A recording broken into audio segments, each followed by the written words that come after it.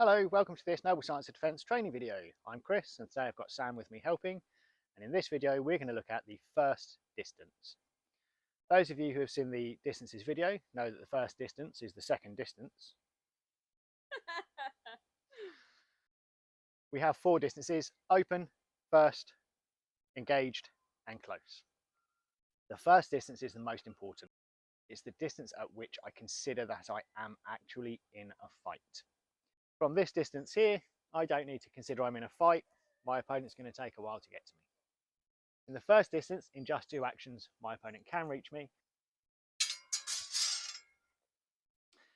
This is the first point at which I control my opponent.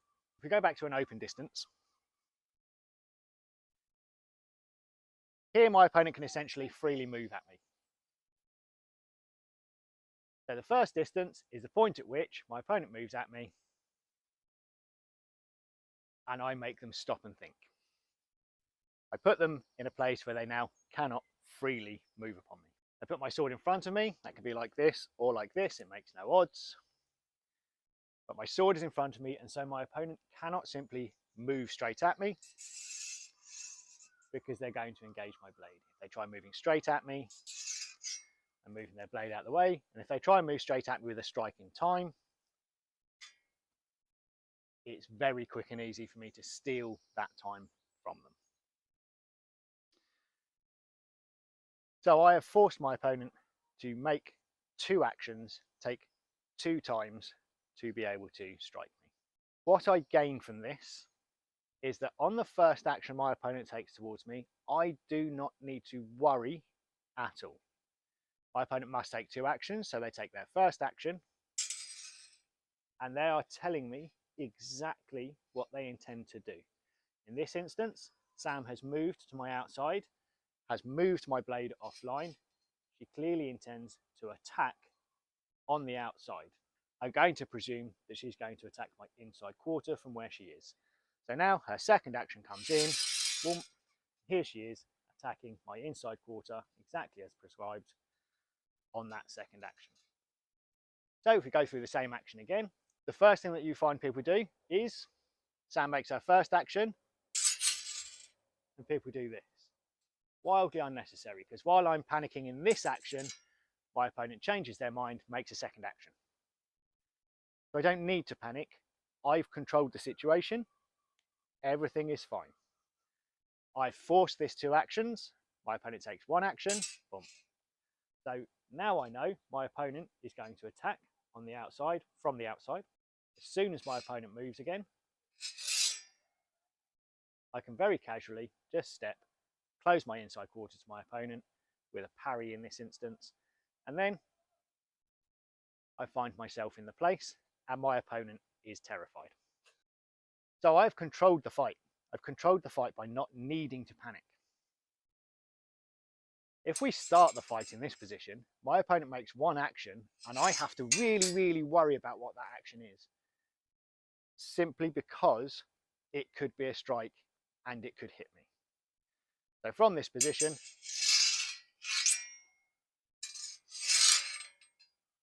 see, whatever I do, my opponent's got to react to it.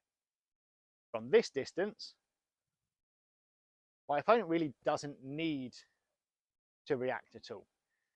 If you're watching very carefully, what you'll notice is every time I move there, Sam simply closed the line with a ward, which is another great use of the first distance. My opponent comes in, they tell me what they're up to,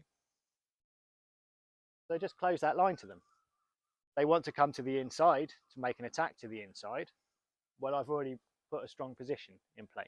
So now I need to panic even less about what my opponent's going to do, because as soon as they make one action, I can put a strong position against it and essentially make them have to change their mind. So now Sam was intending to attack my outside quarter from the inside, but that's not available to her anymore. It's closed. If you continue with your attack, I've already got a strong position against it.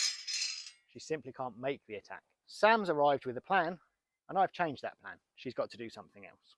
So this is one way of using the first distance defensively. I put my sword in the way of my opponent, and I force them to make two actions before they can strike me. Upon their first action, I don't need to panic. They're going to give me information on that first action that I can use to then effectively defend myself.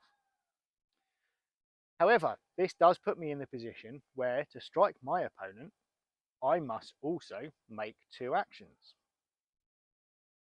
So if I want to strike Sam, I have to make 1, 2. Sam has the same advantage as me. She doesn't have to panic on my first action. She doesn't need to panic until now, which she's not going to panic about because I already told her what I was doing.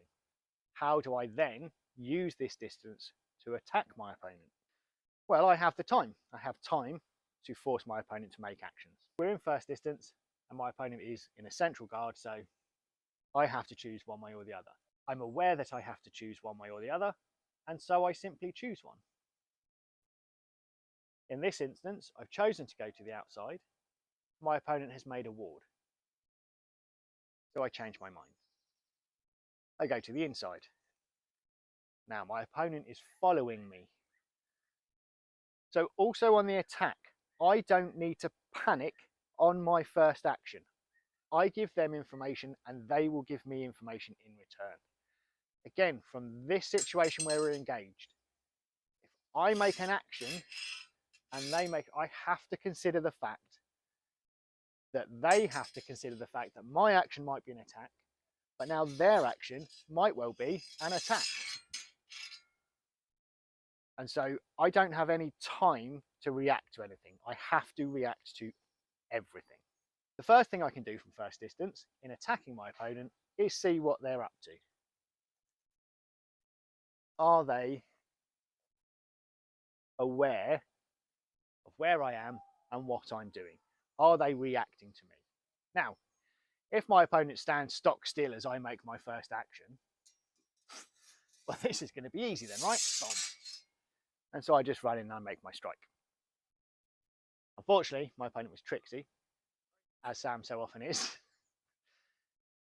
and made no attempt to prevent me from making my strike until my second action. And so there you see, she can make no panic, no response, nothing at all, but on my second action, uses the information that I've given to prevent me from making my attack.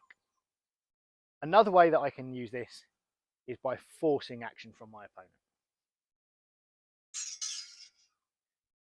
In this instance, I've engaged my opponent's blade and I have pushed it offline towards my outside and my opponent's inside.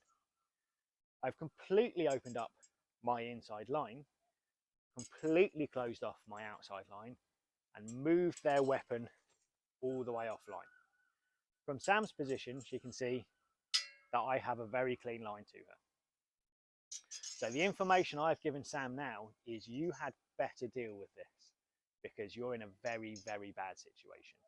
What I've done is limited Sam's options so much that she can only come now to the inside, which she has decided to do in a garden. So I can follow this in, but now